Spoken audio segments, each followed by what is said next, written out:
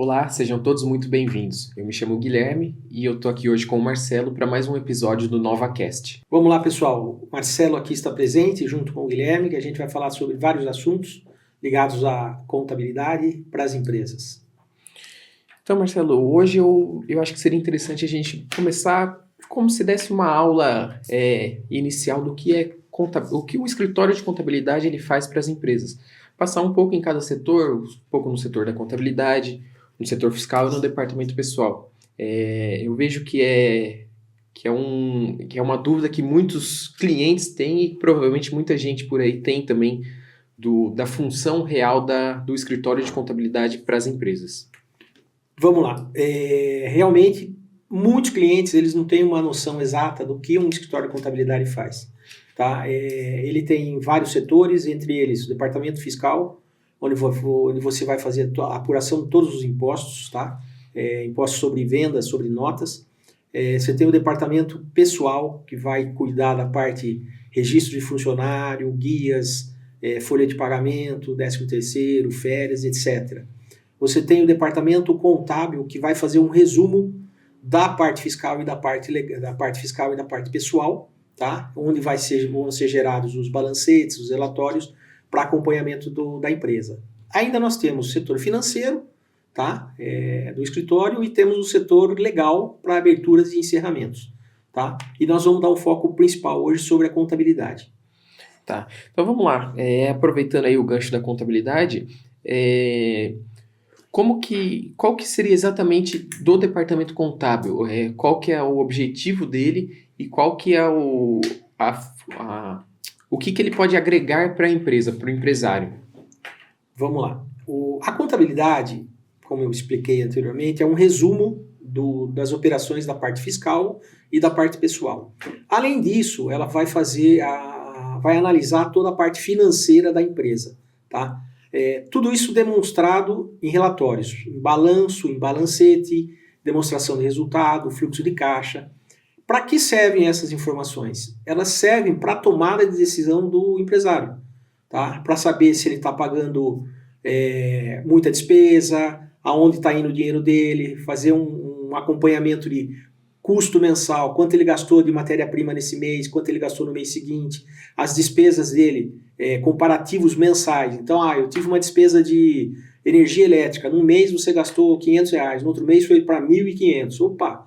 Então, ele vai servir de análise por que eu gastei mais no mês seguinte. Tá? Então, basicamente, é para isso. Tá? E hoje, a contabilidade ela tem um interesse muito grande, interesse não, mas ela tem uma importância muito grande para a tomada de decisão do cliente. Tá? Certo. Você comentou de alguns relatórios que são tirados pela contabilidade. A gente poderia falar um pouco sobre eles, as diferenças entre eles. A gente tem um balanço, tem um balancete, DRE, fluxo de caixa. Consegue dar uma explicação breve de cada um, começando aí pelo balanço patrimonial e o que ele demonstra para a empresa? Sim. Começamos pelos lançamentos contábeis. Tá? Os relatórios são originados dos lançamentos contábeis. Então, todos os documentos da empresa serão contabilizados e através de um plano de contas básico, ele vai ser transformado num relatório. Tá? Então, você tem ativo, passivo, contas de resultado, despesas e receitas. Tá? Na compilação desses dados, vai gerar esse relatório. Primeiramente, é um balancete, que é um resumo mensal da operação da empresa. No final do ano, faz o fechamento e você vai ter o balanço, que é o fechamento das operações anuais da empresa. Junto ao balanço, que vai ter a demonstração de todas as contas que você teve, de todos os valores pagos e recebidos, você vai ter a demonstração de resultado. A demonstração de resultado é o mais importante, o relatório mais importante do meu ponto de vista, porque ali vai demonstrar efetivamente quanto a empresa teve de receita, despesa, tá? Para gerar ou lucro ou prejuízo, certo? E ainda temos o fluxo de caixa, que o fluxo de caixa tem que ser acompanhado mensalmente pela empresa para saber o quanto que ela tem de giro sobrando para poder reinvestir na empresa. Certo. Então, basicamente, esses relatórios contábeis, eles são como se fosse aquela planilha que todo mundo faz do salário que recebe mensalmente, das contas que paga, porém numa visão da empresa. Ele seria um detalhamento de tudo que ocorreu com a empresa, esse monitoramento do que está sendo feito com ela, certo? Sim, isso mesmo. Os empresários em geral, eles têm um controle deles, que é um controle básico, onde ele lança numa planilha ou até num caderno todas as receitas, tudo que ele ganhou, tudo que ele pagou e o que ele teve de saldo.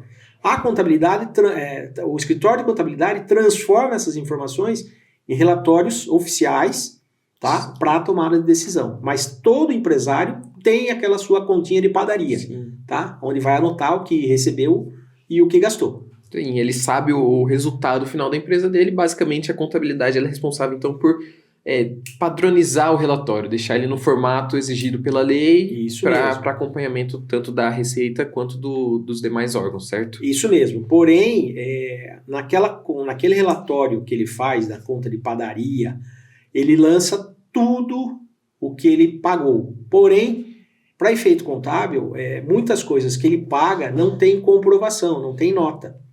E isso já não entra na contabilidade. Então, a gente alerta o cliente a ter documentação hábil para tudo que ele vende e para tudo que ele compra. Porque daí você tem um reflexo bem realista do que acontece com a empresa.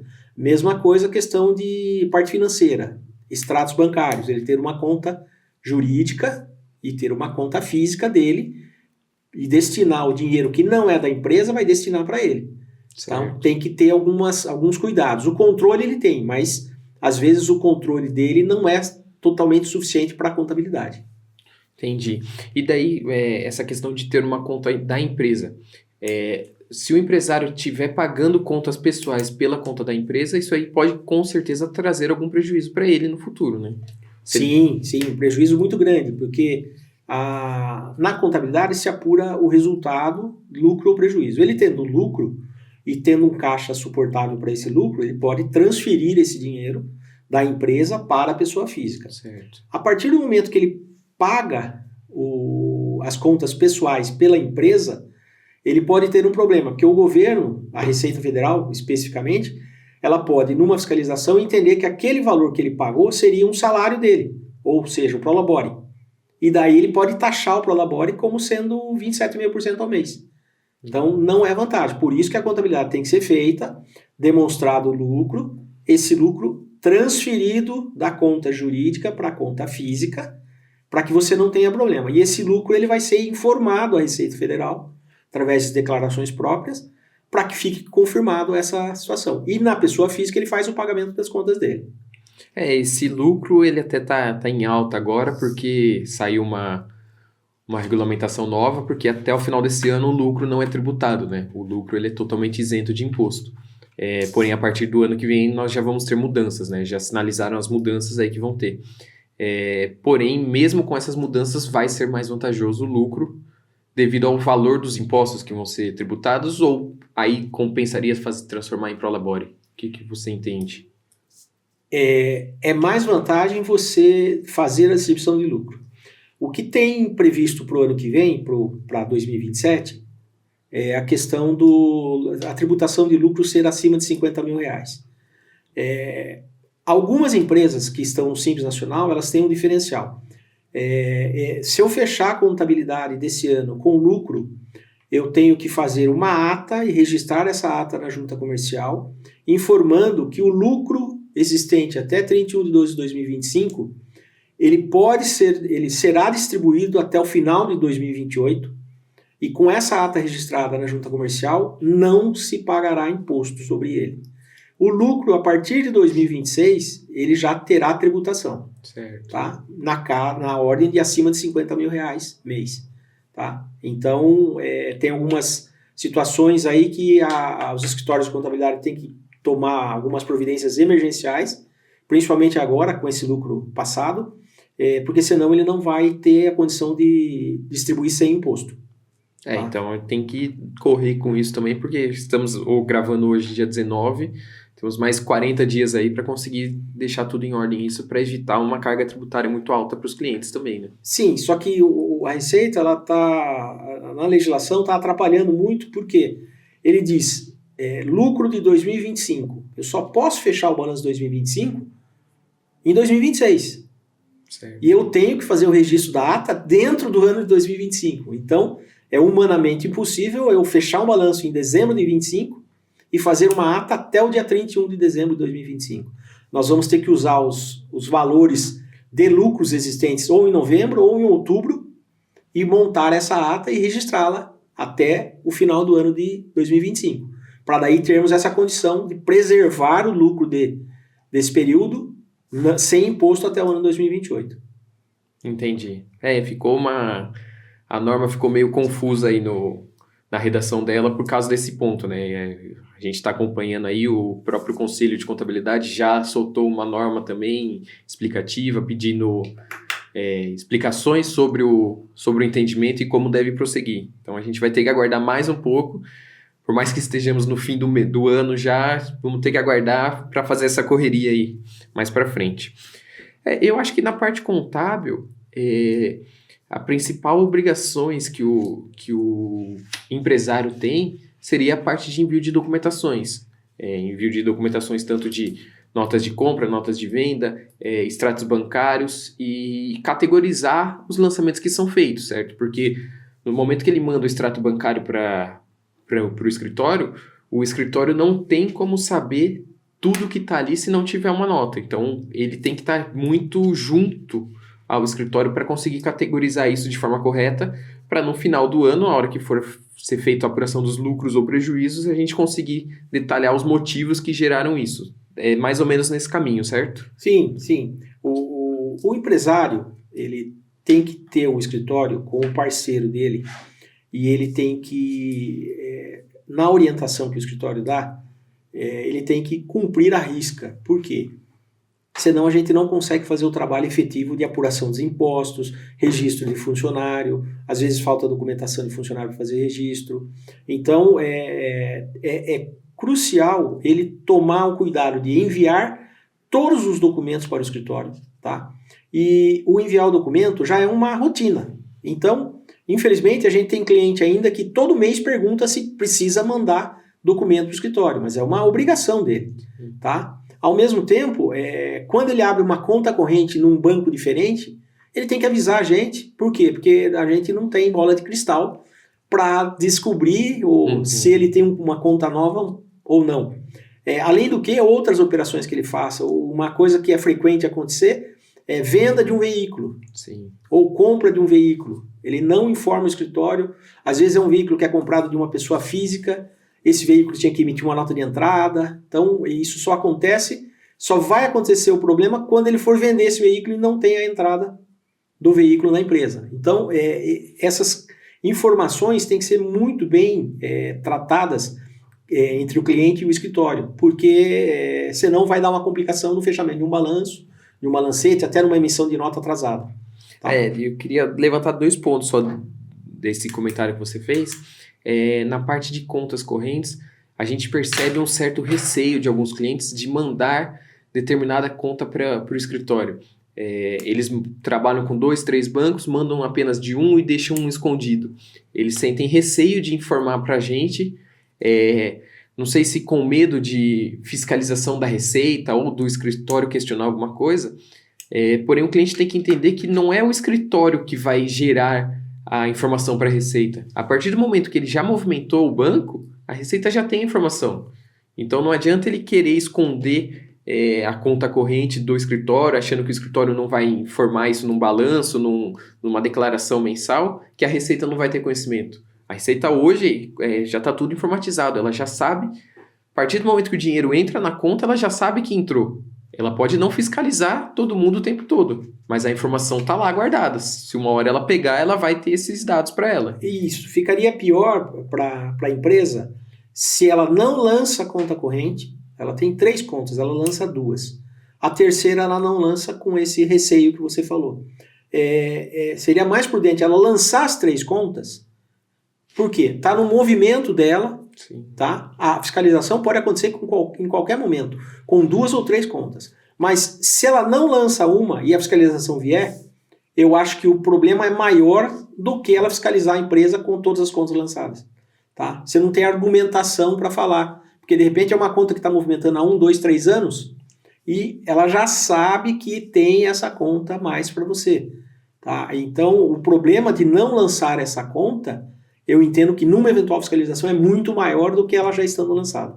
Apesar de o movimento não ser coerente, Sim. Mas ela vai ser um problema maior. Sim. E você comentou também a parte de venda de veículos, né? Compra e venda de veículos. Essa movimentação de ativos imobilizados que a gente chama, a compra de um imóvel, a compra de um carro, dentro da empresa ela gera alguns custos de impostos na venda. Explica um pouco para a gente como que é feito esse imposto, como que é gerado, qual que é a base de cálculo dele, só para ter uma noção para passar por aqui para o pessoal que está acompanhando. Vamos lá. Se for um imobilizado, que seja um veículo, tá? Ele vai ter o problema da depreciação que vai acontecer, e no caso de veículo a depreciação é 20% ao ano. Então, se eu comprar um veículo por R$100 mil em 2025 e for vendê-lo, vamos falar mês fechado, janeiro de 25 eu comprei um veículo por R$100 mil. Em janeiro de 26 ele já depreciou 20%, então ele vale R$80 mil contabilmente. Tá? Se eu vender esse veículo pelos mesmos R$100 mil que eu comprei, eu vou ter um ganho de capital. Porque na contabilidade depreciou 20%, 80 menos os 100 da venda, eu tive R$20 mil de lucro. Esse lucro vai ser tributado em 15%. Tá? Então, não tem como fugir. Tá?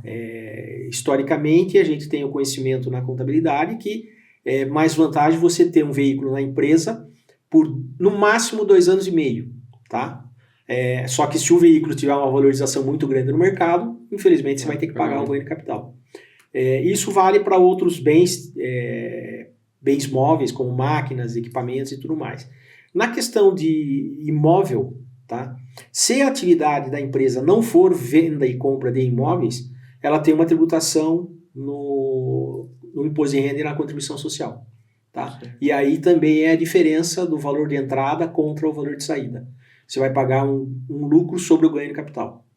Tá? Você vai pagar o imposto de renda e contribuição social sobre o eventual ganho de capital. Certo. Tá?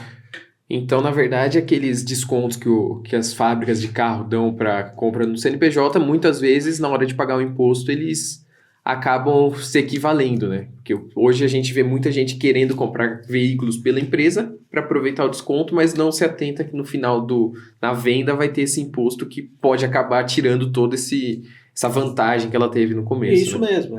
Você sempre vai ter na pessoa jurídica o problema do ganho de capital, porque você está vendendo um produto que não é o seu negócio. É um imobilizado, você comprou e revendeu ele. Então, o mais certo seria veículos se fazer na pessoa física. Tá? E na pessoa física você também tem a possibilidade de pagar imposto. Sim. Da mesma forma, só que você não tem a depreciação. Você paga imposto se você comprar na pessoa física por 100 e vender por 102, você vai pagar sobre os 2 mil o ganho de capital, o lucro, tá? Entendeu? Entendi. Se você vender pelo mesmo preço ou abaixo, você não vai ter imposto a pagar. Entendi, certo. Eu acho que a parte da contabilidade do departamento contábil, um resumo bem simples seria isso aqui, né? Seria esses pontos que a gente falou, não teria nada muito diferente disso para comentar. Eu acho que a gente até podia passar agora para o setor fiscal, que seria principalmente a parte de emissão de notas dos clientes. Tanto emissão de notas de vendas ou também no recebimento de notas de serviços tomados ou de compras feitas, né? O ponto principal do setor fiscal, eu entendo que seja a emissão correta das notas fiscais, porque qualquer informação que esteja errada nas notas pode acarretar em mudanças na tributação daquele produto ou serviço, certo? Sim, existem alguns itens na parte fiscal, na emissão da nota, que são alguns códigos que eu vou falar agora, alguns títulos que é desconhecido pela parte da maioria dos empresários. A questão de CFOP, NCM, CST. Tá? Tudo isso é usado, é uma nomenclatura usada, tem sua utilização específica, para que a nota fiscal seja emitida corretamente. Tá? CFOP é o tipo de operação. NCM é o código fiscal do produto, uma nomenclatura comum de mercadorias. E o CST é um código para você saber se o produto é tributado ou não. Tá? Tem muitas variações. Isso, o cliente, ele tem que ter uma noção do que são essas informações. Senão ele não consegue. Agora, ele depende muito da sua parte de TI, tecnologia de informação, que vai ajudá-lo a organizar essa informação. Se for uma empresa pequena que tem pouca movimentação, talvez o próprio empresário faça essa classificação e o escritório dá o apoio para ele nesse sentido, tá? Na explicação de emissão de notas e tudo mais. Agora, se a gente tiver algum erro na classificação fiscal em relação aos produtos, um erro muito comum que acontece, a empresa comprou um produto de uma indústria, tem um código específico, que é o 1101 para entrada e o 501 para venda. Se ela vender como 501, ela está errado, porque o código é para a indústria. O dela teria que ser um código diferente de acordo com a classificação. Então, são alguns erros que isso pode afetar o resultado final do imposto. Tá? Uma parametrização dessa informação no programa pode gerar um ICMS, pode gerar um PIS, um COFINS e assim por diante. Então, tem que ser muito bem acompanhado isso, porque isso pode dar um impacto muito grande no resultado do imposto. Certo. Tá? Ainda mais aqui se tratando de Brasil, né? Que eu acredito que a nossa legislação tributária seja uma das mais complexas do mundo aí e que tem muita variação. Durante um ano inteiro a gente tem diversas mudanças em tributação de produtos e que se a gente não estiver atento nessas alterações, a gente pode estar deixando de aproveitar um benefício fazendo o cliente pagar menos imposto, ou muitas vezes também pode estar fazendo ele não recolher o imposto da forma certa. Então ele está recolhendo a menos, o que pode também gerar um problema mais para frente para ele, né? A questão do regime tributário, o que isso impacta? Isso tem relação com as notas fiscais também? Como que isso impacta na vida do cliente? Então, o regime tributário a ser escolhido, tá? Ele tem que ser analisado pela atividade da empresa, tá? Pelo volume, porque ele pode ser simples nacional, que tem 3 tipos de empresa, o MEI, a ME e o EPP, que tem limites de faturamento próprio. Se ultrapassar esses limites, não podem ser mais esse tipo de tributação. Ela pode ser lucro presumido, tá? E pode ser lucro real. O simples e o lucro presumido, eles têm uma forma de cálculo do imposto basicamente sobre a nota de venda. Então, você fez uma venda, você vai ser tributado, de acordo com as alíquotas, nesse segmento, pela venda. No lucro real, tem uma sistemática diferente do cálculo do imposto. No lucro real, você vai pagar 2 impostos, imposto de renda e contribuição social, sobre o lucro efetivo da empresa. Então, vai se fazer o balancete, vai se apurar. Deu prejuízo esse mês, você não paga o imposto de renda e contribuição. No mês que der lucro, você tem que, tecnicamente, pagar esses 2 impostos. Mas aí, no lucro real, você tem uma diferenciação em relação ao PIS e COFINS, que tem uma base de cálculo diferente. Tá? Para as empresas comerciais e industriais, a base de cálculo do PIS e COFINS tá em cima das compras e vendas. Tá? E eu calculo o PIS e COFINS em cima disso. Já no presumido, não. Presumido, como eu vou voltando a falar, toda a carga tributária, PIS, COFINS, imposto de renda e contribuição, é em cima do faturamento das vendas do mês. Tá? E o Simples Nacional também. E existem algumas variações. Simples Nacional pode ter prestação de serviço, pode ter empresa que entre num fator R, que a gente chama, são 2 tabelas que podem ser usadas, tem algumas particularidades. Então, tudo depende do tipo de venda que a empresa faz. Serviço, comércio, indústria, tá? E daí vai ter suas alíquotas diferenciadas. E essa análise, como que eu faço a escolha? Voltando ao começo. Eu tenho que ver o porte da empresa, a atividade da empresa, o faturamento, tá? Quantidade de funcionários, porque tudo isso leva em conta para você escolher a melhor tributação. Tá? Essa tributação pode ser mudada. A do Simples Nacional, eu posso até mudar no meio do ano, tomando algumas providências, tá? Fazendo uma exclusão de ofício, pedindo uma exclusão de acordo com uma determinada situação. Simples Nacional, somente algumas atividades podem ser simples. Se eu quiser mudar do Simples Nacional dentro do ano, eu teria que fazer uma alteração de contrato, incluir uma atividade impeditiva, e daí eu consigo, a partir do mês seguinte, ser tributado pelo presumido ou real.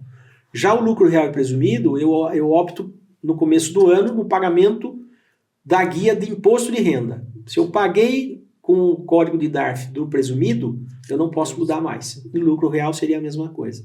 Aí a gente só pode mudar na virada do ano, no mês de janeiro, fazer uma nova opção. Tá? Mas isso tudo é de acordo com uma análise muito bem feita e sempre discutindo essa análise com o cliente, que ele é o mais interessado. Sim. Então não é tão simples essa escolha do regime tributário, né? Não é simplesmente olhar a empresa do colega do lado, achar que o dele é simples, então a minha vai ser simples também, porque vai ser mais vantajoso. E eu acho que então é importante a gente estar sempre em cima para estar verificando se compensa manter ou não, né, no regime tributário. E no lucro real, tem uma particularidade que, historicamente, a parte de serviços não é vantajosa ser lucro real, né? Por que isso acontece? Acontece pela seguinte situação. Na empresa comercial e industrial, você tem uma quantidade de despesas, tá? E principalmente a questão das compras, o custo de compras que você tem, você pode abater tudo isso dentro do lucro real. As empresas prestadoras de serviço, vamos pegar uma empresa aí que seja instalação e manutenção, tá? Ela só faz a prestação de serviço efetiva, tá? Ela não tem uma grande quantidade de despesas que ela pode agregar, tá? Diferentemente de uma empresa comercial, tá? Para fazer o abatimento. Então, além do que, o imposto sobre o serviço, ele é maior. Tá? Então, mesmo assim, no lucro real não é vantagem, porque ela não tem despesas próprias para ser abatida. Então, a possibilidade de ter lucro é muito grande, até porque o serviço ele tem uma capacidade de ser cobrado mais caro e ter uma lucratividade maior na negociação com o cliente. Né? Então, para efeito contábil, historicamente, não é vantagem. É vantagem uma empresa optar pelo lucro real se o lucro final dela chegar até 8% no máximo. Daí ela tem algumas alternativas para reduzir esse lucro, com algumas provisões e tudo mais, e daí até não pagar imposto, ou pagar o imposto sobre um resultado Muito bem pequeno. baixo. Certo. Só voltando no que você falou das questões de opção, muitas vezes o cliente chega e fala assim, meu amigo tem uma empresa que paga tanto. Tá? Então, é muito disso. Às vezes uma pessoa, sem maldade, tá? Mas ela fala, não, eu pago isso porque eu faço tal coisa. Ela não tem o conhecimento do negócio, tá? Ela fala porque ouviu falar ou porque alguém comentou com ela. Então, tem que haver uma análise, porque tem muito achismo, tá? Sim. O pessoal fala, não, mas dá certo se fizer desse jeito. Mas o cara é comerciante, ele não é contador. Se fizer desse jeito, lá na frente vai dar problema. Então, às vezes, acontece de clientes no escritório comentarem, olha, meu amigo faz tal coisa. Tá? Então, não é assim que funciona. Eu acho que ele pode trazer a preocupação e a gente faz uma análise sobre isso. Mas, normalmente, não procede a maioria das coisas que o pessoal fala. Porque são questões distintas. De repente, ele tem uma atividade diferente da sua e não dá para ser aplicado o que ele fala. Até porque você comentou que são vários fatores que influenciam na decisão, né? E até pegando o Simples Nacional, como o imposto dele são faixas, então pode ser que você faturando R$1 a mais do que a empresa do seu amigo, você já mude de faixa e seu imposto já fique totalmente diferente do dele. Correto, isso mesmo. Então, a gente viu bastante que a parte fiscal, ela está extremamente ligada à parte contábil, né? Porque com a organização, com o envio de documentação correta, a gente consegue deixar a contabilidade redondinha para impactar na questão do lucro no final do ano, certo? O departamento pessoal. Departamento pessoal, basicamente, a gente pode falar para as empresas que têm os funcionários, né? Funcionários ou prolabore. Isso aqui não vai impactar para todas as empresas, mas é interessante todo mundo saber como que funciona, porque pode ser que hoje não precise de ter alguém contratado, mas lá para frente ele vai precisar ter alguém junto, então ele já vai estar tendo conhecimento disso, né? Qual que é a principal função do departamento pessoal no escritório de contabilidade? Vamos lá. Primeira coisa a se falar sobre admissão de funcionário. O cliente tem que tomar muito cuidado quando vai admitir alguém, porque normalmente ele fala assim: Guilherme, você vai trabalhar para mim e você vai ganhar R$3.000, ok? O Guilherme já tem aquilo na cabeça que ele vai ganhar 3.000 no final do mês, no dia do pagamento, no dia 5, vai entrar R$3.000 no bolso dele. Mas não é a realidade. Por quê? Porque vai ter o INSS, vai ter o sindicato, o fundo de garantia vai ser depositado. Então, na contratação, o empresário tem que tomar muito cuidado, porque o funcionário entende que é na mão, o dinheiro na mão. Então, tem que deixar claro que você vai ganhar R$3.000 com os descontos. Tá? Isso é recorrente lá no escritório, problemas desse tipo, do cliente falando, mas eu acertei com o cara tal valor, e não é isso. Então, tem que deixar muito bem claro. Na primeira conversa que tiver, tem que deixar claro isso. Tá? O departamento pessoal em si, ele tem que tomar muitos cuidados. Tá? Existe uma regra própria para registro de funcionário, tá? Uma relação extensiva muito grande de documentos que o funcionário tem que mandar para o escritório. E essa documentação muitas vezes é difícil de conseguir. Tá? E agora com o e-social, que já há algum tempo está ativo, o sistema tem que ser feito de um dia para o outro o registro. Então o registro se faz em 2 dias. Manda a informação para o e-social, se estiver faltando alguma coisa não gera o registro, enquanto não estiver completo não é gerado. A partir do momento que deu ok, ele gera no dia seguinte, está registrado o funcionário. E o que vai fazer o departamento pessoal? Ele vai gerar de acordo com informações da empresa, tá? Porque ela vai ter que informar horas extras, faltas, atestados médicos e tudo mais, e a gente faz o fechamento. Tá? E esse fechamento vai gerar um olerite, vai gerar uma folha de pagamento, que é enviado para o cliente nos dias próprios de pagamento. Tá? E tem que se evitar muito informação desencontrada, para que não tenha erros. Tá? Porque hoje, no e-social, informação errada pode acarretar multa, pode acarretar reprocessamento, tá? E as multas hoje em dia estão bem altas. Tá? Então, o cliente tem que participar com o escritório de informação. Então, a informação não pode vir truncada, ela tem que vir bem definida. Tá? E eu acho que além dessa parte do que foi definido com o funcionário, tem também o sindicato, né? Que ele é presente nessa relação. O empresário não pode simplesmente chegar e definir qualquer coisa com o funcionário que vá contra o sindicato. Então, acho que a maior preocupação nossa também lá no escritório é enquadrar corretamente a empresa em determinado sindicato, no sindicato correto, para a gente conseguir pegar todos os benefícios que aquele sindicato oferece pro funcionário, que a empresa vai ter que cumprir para evitar no futuro qualquer reclamação trabalhista e prejuízo para o cliente. Né? Nesse caso, nós temos que seguir a convenção coletiva do sindicato. Tá? A gente sabe que tem algumas convenções coletivas que tem alguns absurdos, tá? Vinculando determinados tipos de serviço que eles oferecem a empresas únicas dele. Então, eu vou dar um exemplo aqui, não vou falar qual sindicato mas tem sindicato que fornece para o funcionário um serviço odontológico. Tá? Mas chega ao extremo de o serviço odontológico ser obrigatório. Tá? Mas pode existir uma situação. O funcionário tem um dentista próprio. Tá? Eu não preciso de dentista porque eu tenho o meu próprio, há 10 anos, 15 anos. O sindicato obriga, mesmo que o funcionário não vá usar, a pagar. Sim. Tá? E o pior de tudo, ele obriga a usar a clínica dele. Tá? E o cúmulo do absurdo é essa clínica não ter na cidade de origem. Ou seja, não tem uma clínica em Itu que ele representa. Tem que ser em Campinas. Então o funcionário tem que se deslocar em Campinas para fazer um tratamento dentário. Isso é um absurdo. Tá? Então essas questões, já existem demandas judiciais aí dizendo que não pode ser desse tipo, né? Mas aí a gente não entra no mérito. Mas só dando como exemplo. Então a gente tem que seguir a convenção coletiva, só que tem algumas situações que é praticamente impossível, além de aumentar o custo para o empresário. Tá? Mas, via de regra, temos que seguir as convenções coletivas. Normalmente, também, uma outra situação, as convenções coletivas entre sindicato patronal e sindicato dos empregados, ela tem uma pegadinha. Tá? Alguns sindicatos, sindicato dos empregados, oferecem para os trabalhadores, ou melhor, oferecem para os empresários um piso salarial para o funcionário dele menor.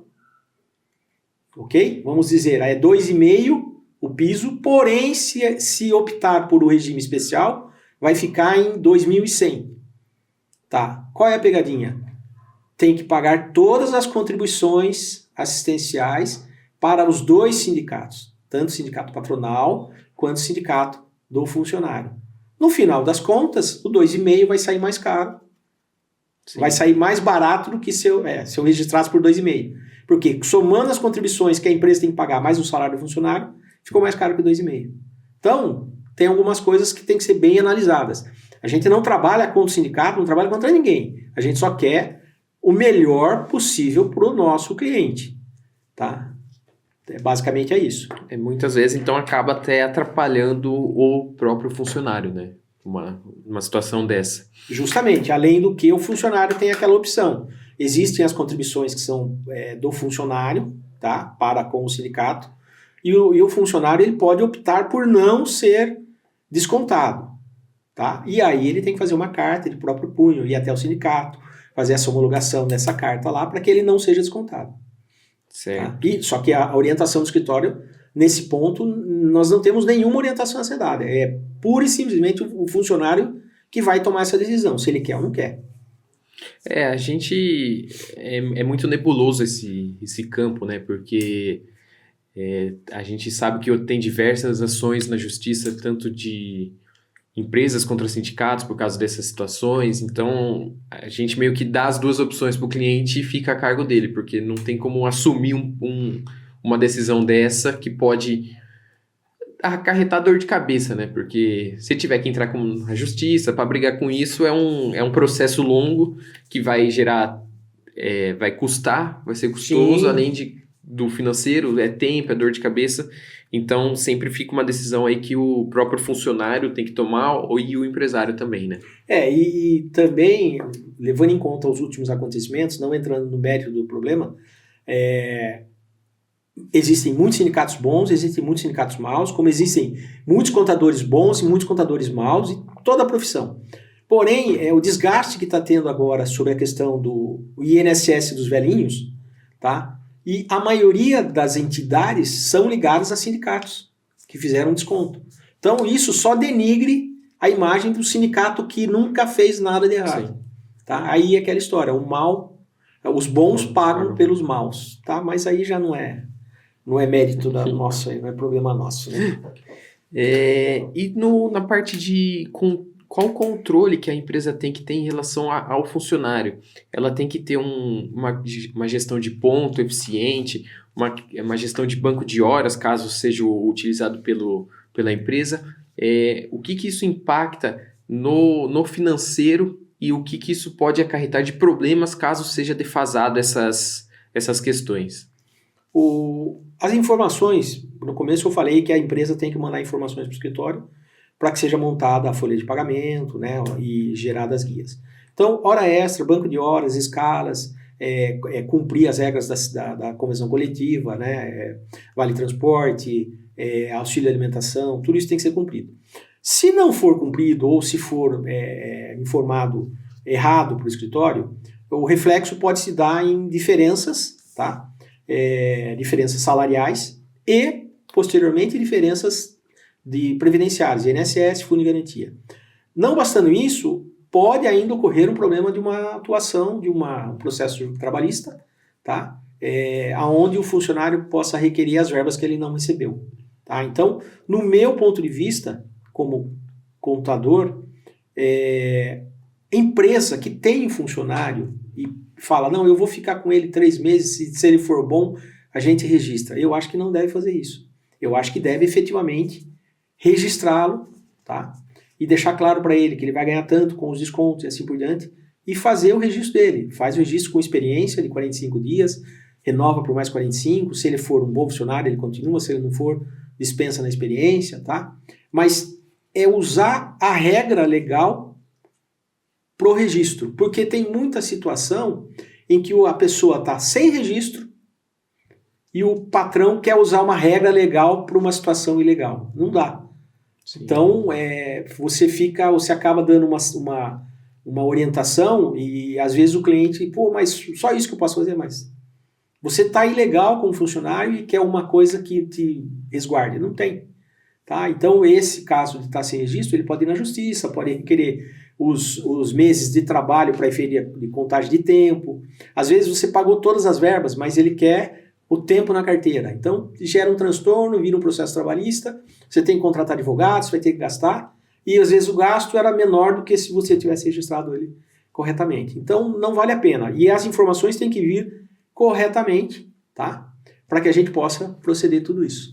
Essa discussão é antiga já, né? A questão do empresário com o funcionário é sempre um acha que o outro está fazendo as coisas erradas, o empresário acha que o funcionário não faz direito, o funcionário acha que o empresário peca em algumas coisas, mas o registro ele vai fortalecer os dois lados, ele vai segurar os dois lados, porque é o que você comentou, muitas vezes uma economia que ele acha que ele está fazendo e não registrar, lá na frente pode ser uma dor de cabeça enorme. E para o funcionário é a mesma coisa. Já teve casos de funcionário pedir para não ser registrado na empresa por algum motivo, mas também não é... Ele fica sem amparo legal, até pelo INSS, se acontecer qualquer coisa, ele não vai ter esse amparo do governo também, para caso aconteça alguma situação, né? O funcionário recebe pouco e o patrão paga muito. É esse o pensamento Sim. dos dois lados. Sim, isso aí nunca vai mudar. Não vai mudar nunca, exatamente. E eu acho que um outro ponto do departamento pessoal que está muito batendo na tecla é a parte da segurança do trabalho, que é um projeto que sempre existiu, é uma lei que existe há muito tempo, porém que recentemente o governo começou a tentar fazer ela pegar, porque foi uma lei que não pegou, né? Falando bem de forma clara, foi uma lei que não pegou. Porém, recentemente, nos últimos 2 anos, o governo vem de forma mais firme tentando fazer ela funcionar, colocar em prática. Qual que é a necessidade da segurança do trabalho para as empresas e o que ela impacta no dia a dia?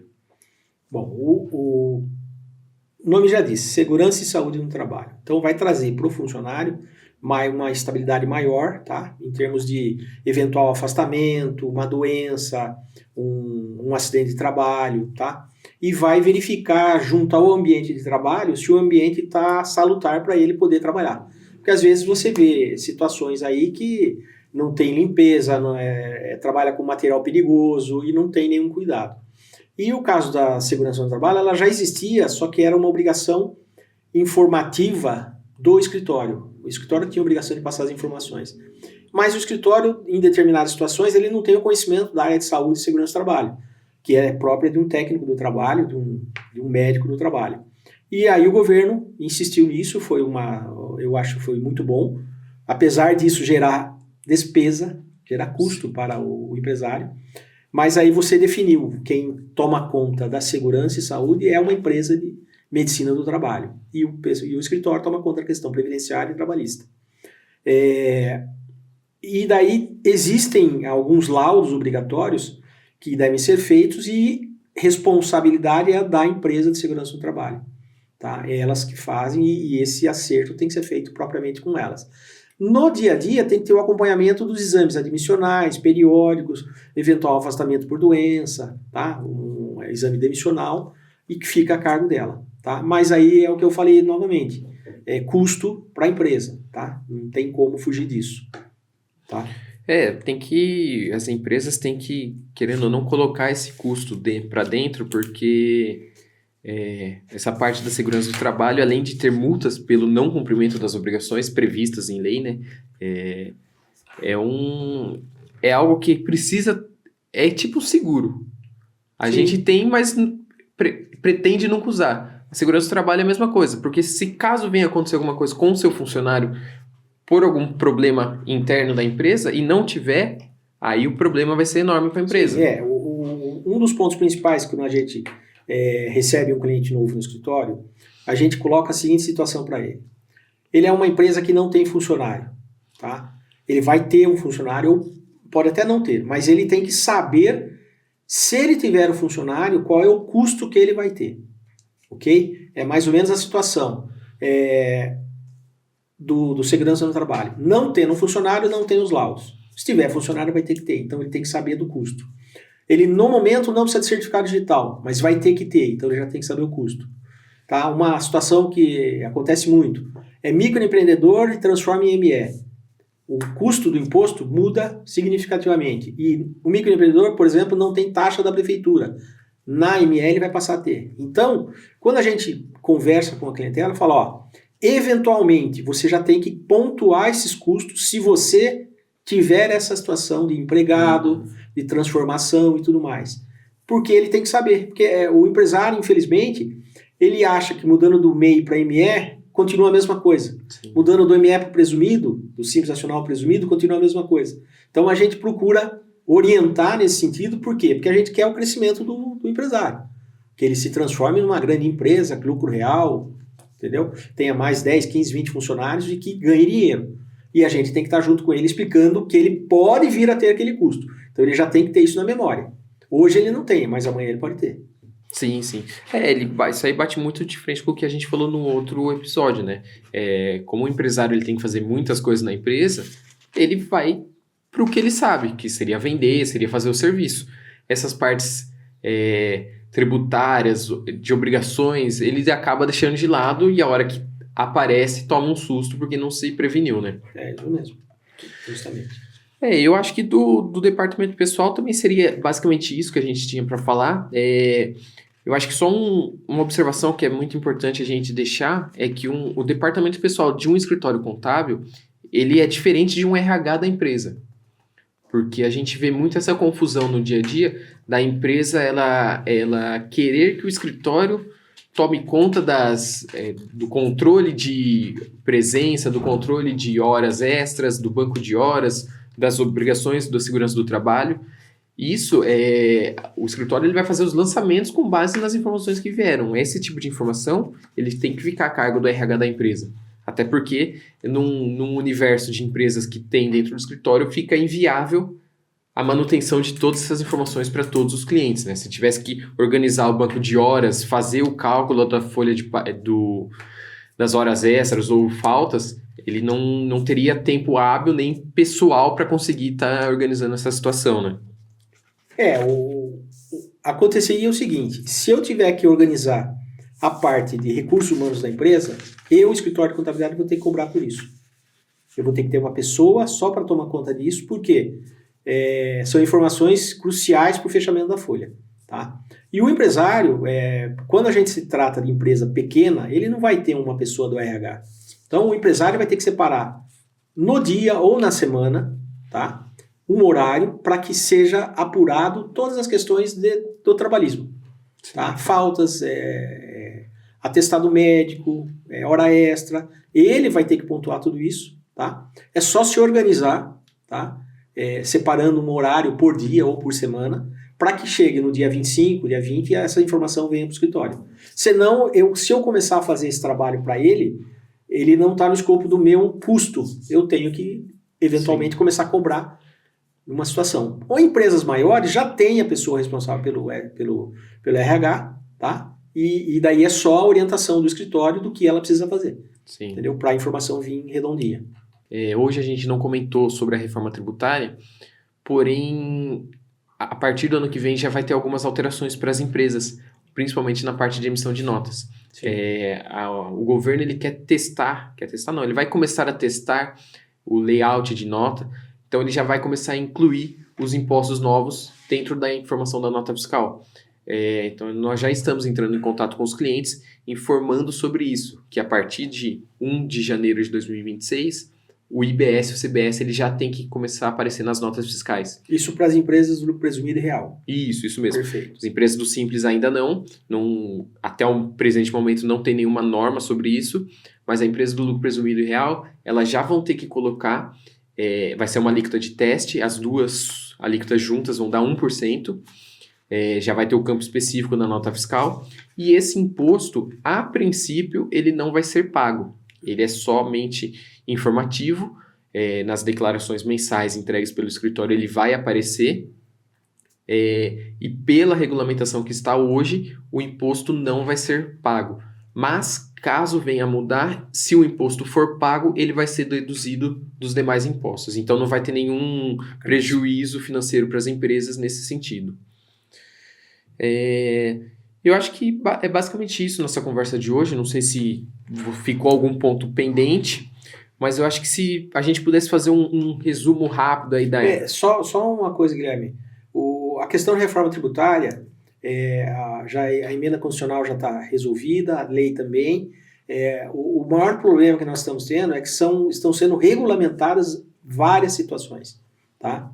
E uma delas eu vou comentar aqui, que isso vai sofrer um impacto para alguns clientes, para vários clientes, aí, pessoas que têm empresas. Às vezes o cliente tem 1, 2, 3 empresas, tá? Ele é sócio efetivo em 2, 3 empresas, a mulher tem outra empresa, o filho tem outra empresa, tá? E a Receita Federal, através de uma resolução do Comitê Gestor, está informando que esse tipo de situação pode fazer com que a Receita, na fiscalização, fala, eu desconsidero as empresas, ela é uma só. Tá? Porque elas têm a mesma atividade. Porque tem a mesma atividade e tem sócios ligados. Marido, mulher, filho, sobrinho, tia. Então, isso pode acontecer de acordo com a fiscalização, mas já existe a regulamentação. Tá? Já existe uma resolução que diz isso. Porque é comum, às vezes, o cliente, o empresário, abrir 2, 3 empresas para a questão de pagamento de menos imposto, porque está no Simples Nacional, uma alíquota menor e assim por diante. Então, essa é uma situação que a gente já está analisando lá no escritório para conversar com os clientes, porque isso vai ter um impacto significativo se houver a fiscalização. Sim. Tá? Aí vai ter que fazer correria, né? Então a gente tem que já ir conversando. Então a dificuldade da reforma tributária é justamente isso. Regulamentações que estão sendo feitas, tanto é que o percentual final ainda não está definido do imposto. Tá? E também tem uma outra situação que vai acontecer em 2027. Basicamente nós teremos que fazer 2 apurações. Sim. Certo? Mensalmente do imposto antigo e do imposto novo, porque a reforma vai ser gradual, tá? Então isso vai impactar em mais trabalho para o cliente e explicação mais trabalho para o escritório e explicação dessa forma para o cliente. Sim. Então teremos que fazer alguns reajustes aí de valores, né? Viu? Mas aí a gente vai falar mais da reforma nos próximos programas, né? Ah, sim. Porque você falou, vai ser gradual, então a partir de agora até 2033 a gente vai ter muito assunto para comentar sobre isso. Muitas mudanças vão acontecer, já começaram a surgir alguns tópicos aí que vão virar com certeza ações perante a Receita, se o imposto vai entrar na base de cálculo de outro. O que já estava tudo definido até agora no nosso sistema tributário, a gente vai percorrer tudo novamente com esse novo sistema, né? Mas eu acho que para fechar, basicamente assim, nossa conversa, o que a gente pode levar em consideração assim, do convívio empresário e escritório, né? Eu acho que o empresário ele tem que ter sempre uma comunicação muito boa com o escritório. Ele tem que contar tudo para o escritório, o que acontece na empresa dele. Ele não pode ter medo de alguma coisa que aconteceu lá dentro e esconder do escritório. Eu acho que o contador ele tem um papel, vamos dizer assim, como se fosse o médico da empresa. Quando você vai no médico, você não esconde alguma coisa. Você não pode esconder porque aquilo pode estar sendo a causa do seu problema. Então, o contador é a mesma coisa. Por parte do escritório, é a revisão do regime tributário que a gente comentou, que para ver qual que é mais benéfico ou não para o cliente. E a rotina de conversa, de reuniões ou até mesmo a rotina de acompanhamento do empresário, que nem você falou na parte pessoal, que ele tem que ter uma rotina semanal ou quinzenal, que seja, para acompanhar não só as questões do departamento pessoal, mas todas as questões da empresa dele e para não ser pego de surpresa em nenhum dos campos, né? Sim, ele tem que se organizar, tá? Como nós falamos anteriormente, já várias vezes, é muito difícil ser empresário no Brasil. Principalmente por quê? Porque as obrigações são enormes, tá? e ele tem que fazer tudo. Sim. Tá? Ele tem que produzir, ele tem que vender, ele tem que comprar, ele tem que fazer tudo. Então, ele tem só que se organizar em termos de tempo e contar com o escritório. O escritório é o apoio dele. Tá? Eu até brinco sempre que quando eu entrego meu cartão para o cliente, eu tenho o meu celular no cartão, que é para ele ligar para mim. Tá? Porque eu trabalho 24 horas por dia. Lógico, tem algumas questões que a gente não tem que deixar passar, mas precisou do escritório, se não der para responder na hora, a gente vai responder no momento oportuno seguinte, tá? Mas a gente é parceiro efetivo, tá? E você falou da revisão periódica, isso tem que ser feito constantemente, porque qualquer situação diferente, o cliente vai incluir uma nova categoria de venda de produto onde vai aumentar consideravelmente o faturamento dele. Então, isso tem que ser conversado com o escritório, por quê? Para a gente já ver o reflexo se esse sistema tributário vai ser mais vantagem para ele ou não, tá? Você ia falar também de uso de ferramentas, né, digitais. Nós temos que nos integrar cada vez mais com a tecnologia que existe e tentar passar isso para o cliente também, porque ele depende muito hoje, por exemplo, nota fiscal, ele depende da parte tecnológica. Se não tiver alguém que auxilie ele está fora do mercado. Sim. Certo? Seria isso, né?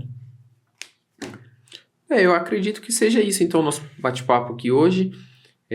Não sei se tem mais alguma coisa que quer deixar de recado, ou se a gente pode... Não, tem só uma questão de foco, a gente falou de foco no planejamento financeiro, já foi discutido durante o episódio aí, que o cliente tem que ter na mão a informação. Muitas vezes ele tem aquele controle bem simplista, mas ele entende, e daí tem que passar isso para a contabilidade. Tá? E o acompanhamento semanal que a gente faz com a clientela, nós temos os nossos contatos, tem WhatsApp, tem telefone fixo, tem e-mail, tem SMS, pode entrar em contato com a gente e falar tudo. Só um ponto que eu queria colocar é o seguinte, quando a gente fala de comunicar ao escritório sobre informações e o acompanhamento que o cliente tem que ter, algumas vezes acontece o seguinte, o cliente questiona, fala, eu não paguei determinada guia e o escritório não viu. Tá? É humanamente impossível o escritório acompanhar todas as empresas diariamente, ter que entrar no ECAC para ver se ele pagou todas as guias, ter que entrar na parte estadual quando tem ICMS se ele pagou a guia, ter que entrar na prefeitura, no site da prefeitura, ver se ele pagou as guias de ISS e tudo mais. Quando são guias enviadas pelo escritório, que são as guias geradas pelos impostos, essas guias têm o controle nosso de envio e no acompanhamento na contabilidade. Porém, existem algumas guias. O exemplo clássico é a taxa de licença, que é enviado pela prefeitura. Então, às vezes, uma taxa dessa não é paga e vira até um processo judicial. Tá? Então, a parte do escritório, ela é feita, mas o cliente também tem que ter o controle dele. Ele sabe que todo ano ele tem que pagar uma taxa. Ele sabe que todo ano tem que fazer uma renovação do certificado digital. Que a gente já assumimos essa responsabilidade para nós e avisamos o cliente quando estiver vencendo. Então, o acompanhamento existe. Porém, se eu aviso o cliente, tem uma guia atrasada e falo, não vou pagar agora, eu não tenho como ficar constantemente falando, a guia tá, porque senão fica... Então, isso é um problema que é recorrente no escritório e a gente tenta resolver da melhor maneira possível. Mas o cliente tem que acompanhar também o que ele deve. Ele tem que saber quando vencem os impostos dele. Sim. Bate naquilo que a gente falou, né? O acompanhamento mensal, quinzenal, que seja, separar ali 1 horinha por semana para sentar e ver essas questões da empresa, né? Então, eu acho que é isso, Marcelo. Podemos encerrar aqui hoje. Vamos encerrar aqui, tá? Agradecemos a todos os que vão nos assistir, todos os clientes que nós temos também, tá? E vamos partir para o próximo. Então é isso, pessoal. Muito obrigado. Conversei aqui hoje com o Marcelo mais uma vez. Fiquem ligados que os próximos terão bastante assunto sobre a reforma tributária, principalmente, para a gente estar conseguindo sair na frente aí nessa nova fase aí para todo mundo. Certo? Muito obrigado. Até a próxima.